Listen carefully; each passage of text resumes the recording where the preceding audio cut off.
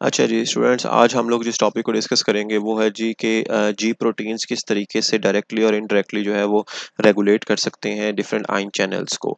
सो इस टॉपिक के अंदर हमारा जो फर्स्ट पॉइंट होगा वो ये होगा कि जी प्रोटीन्स डायरेक्टली कैसे आयन चैनल्स को जो है वो कर सकते हैं और इनडायरेक्टली किस तरह से जो है ना वो उसको एक्टिवेट कर सकते हैं। स्मेल के अंदर किस तरह से रोल प्ले करते हैं जी प्रोटीन कपल रिसेप्टर्स, विजन के अंदर कैसे रोल प्ले करते हैं, इसी तरह से स्ट्रक्चर ऑफ रॉड सेल्स को डिस्कस करेंगे और जो विजन का पाथवे है उसको हम लोग जो है ना वो डिस्क्राइब करने की कोशिश करेंगे। सो जी प्रोटीन्स डायरेक्टली किस तरह से एक्टिवेट कर सकते हैं। एसिटाइल कोलिन जो कि हमारी वेगस नर्व से निकलती है वो रिड्यूस कर देती है हार्ट रेट को। कैसे रिड्यूस कर देती है जी, उसको हम लोग डिस्कस करते हैं कि जी प्रोटीन एसिटाइल कोलिन जो ही आके जी प्रोटीन कपल रिसेप्टर के साथ बाइंड करता है वो उसके अल्फा सब यूनिट को जो कि जी इनहिबिटरी यूनिट है वो एडेनिलाइल साइक्लेज को जो है ना वो ब्लॉक कर देता है। ये बात हम लोगों ने लास्ट लेक्चर के अंदर डिस्कशन की थी, लेकिन हम लोगों ने उसके बीटा और गैमा सब यूनिट के बारे में डिस्कशन नहीं थी की। ये बीटा और गैमा सब यूनिट जो है ना ये हार्ट की मसल की जो मेम्ब्रेन होती है उसी मेम्ब्रेन के ऊपर मौजूद होते हैं पोटाशियम चैनल्स। ये उनके साथ जाके बाइंड करता है और उनको ओपन कर देता है। साइक्लिक एएमपी लोअर हो गई। साइक्लिक एएमपी का काम क्या था? सेल के अंदर कैल्शियम आयन कंसंट्रेशन को बढ़ाना।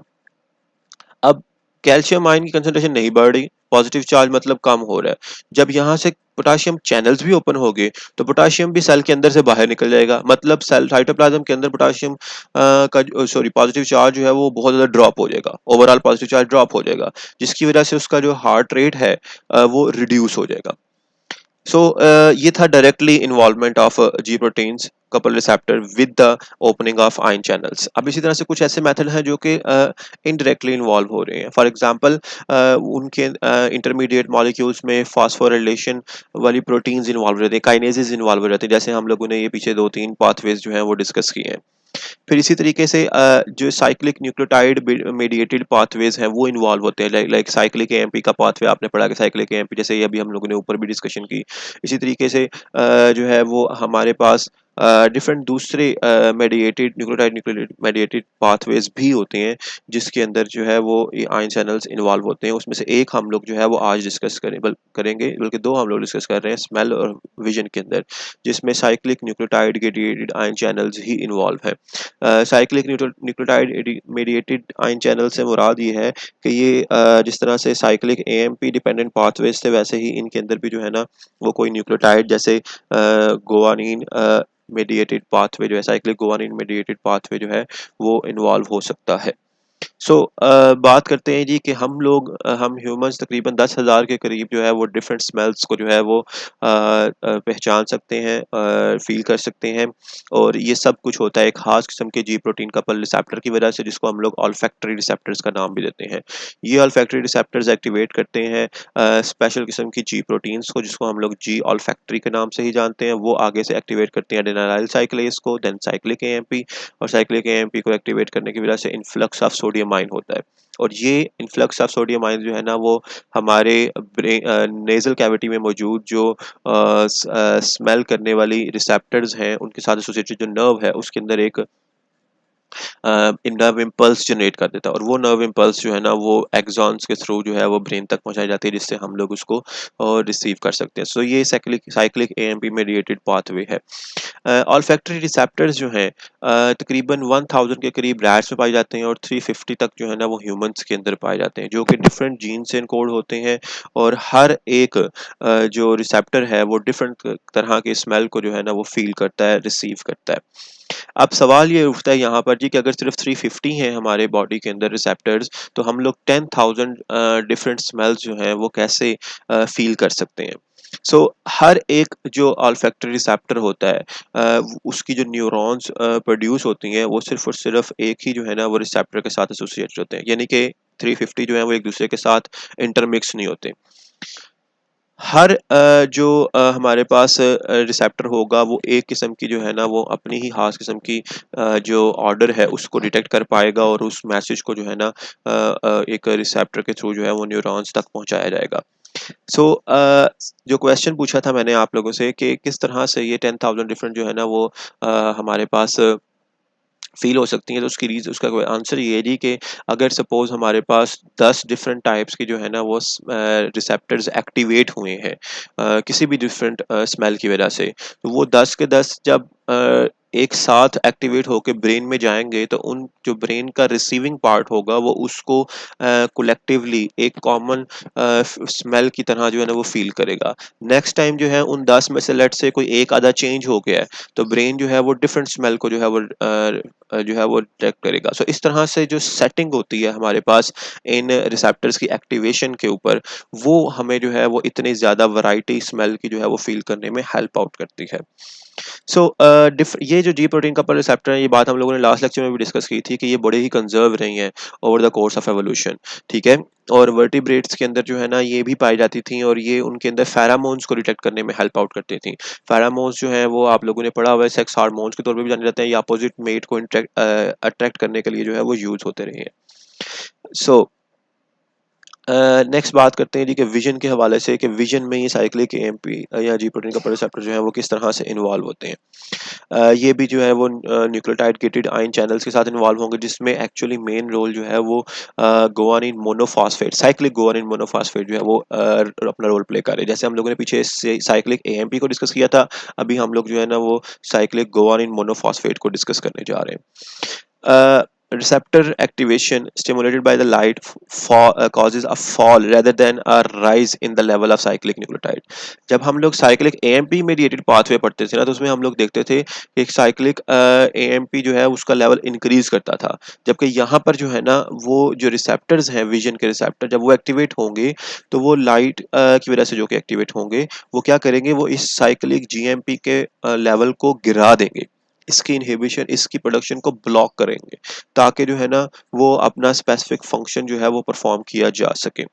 रॉड फोटोरिसेप्टर्स जो है ना वो रिस्पॉन्सिबल होते हैं, जो कि हमें डिम लाइट के अंदर देखने में हेल्प आउट करते हैं। ठीक है, इसको हम लोग जो है वो लाइट रिसेप्टर्स का नाम से भी जाने जाते हैं। इसी तरह से कोन रिसेप्टर्स होते हैं जो कि हमें कलर को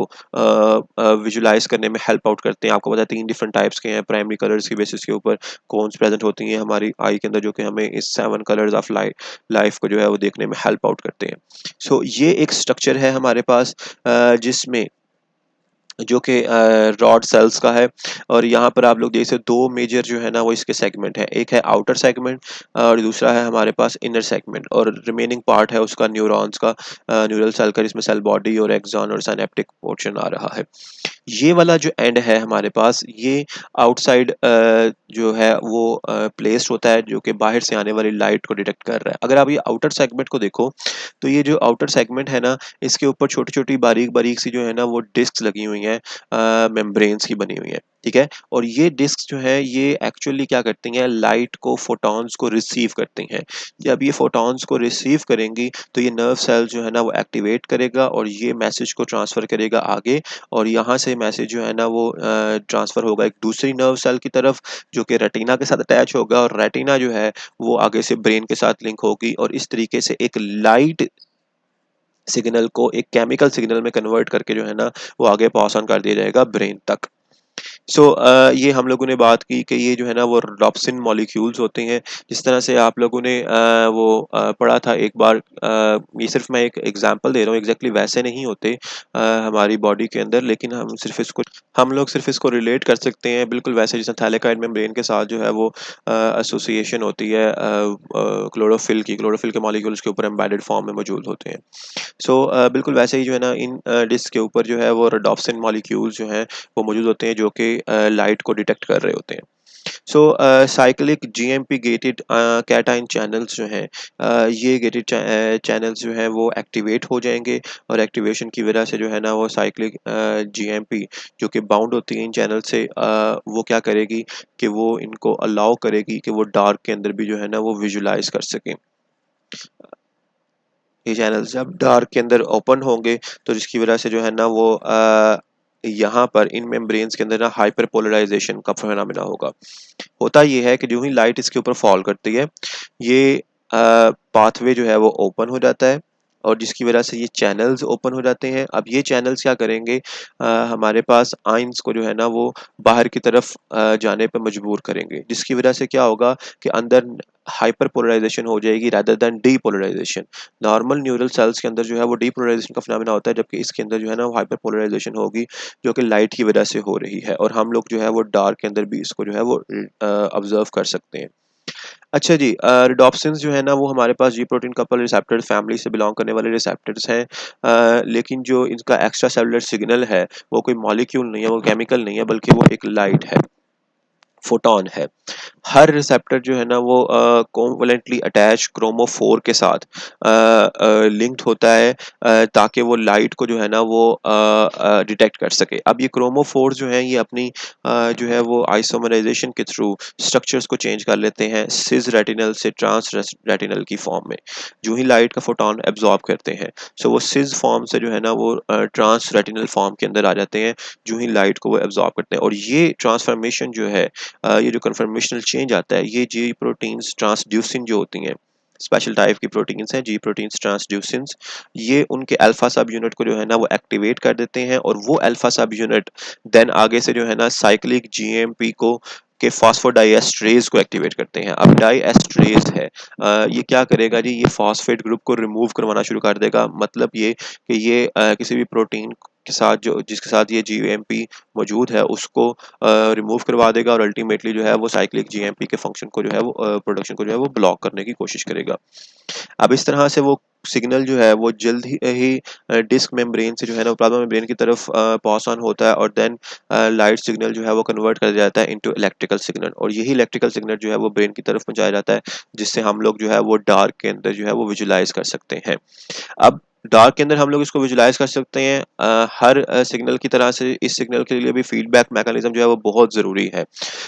रॉड्स जो है वो बहुत ज़्यादा डिफरेंट टाइप्स के जो फीडबैक मैकेनिज्म हैं उनके साथ लिंक होकर जो है ना उसको देखने की कोशिश करते हैं, जिसमें रिडॉप्सिन काइनेजेस जो है वो सबसे पहला रोल प्ले करते हैं। काइनेजेस है तो ये फास्फोरिलेट कर देंगे। अब हम लोगों ने पीछे पढ़ा था तो ये फास्फोडाइएस्ट्रेज थे, इनका काम था फास्फोर को रिमूव करना। अब इसको ब्लॉक करने के लिए हम लोग क्या लेकर आते हैं जी, कि फॉस्फोड रिडॉप्सिन काइनेजेस को एक्टिवेट करते हैं, जो कि फास्फोरिलेट करते हैं साइटोसोलिक टेल ऑफ एक्टिवेटेड रिडॉप्सिन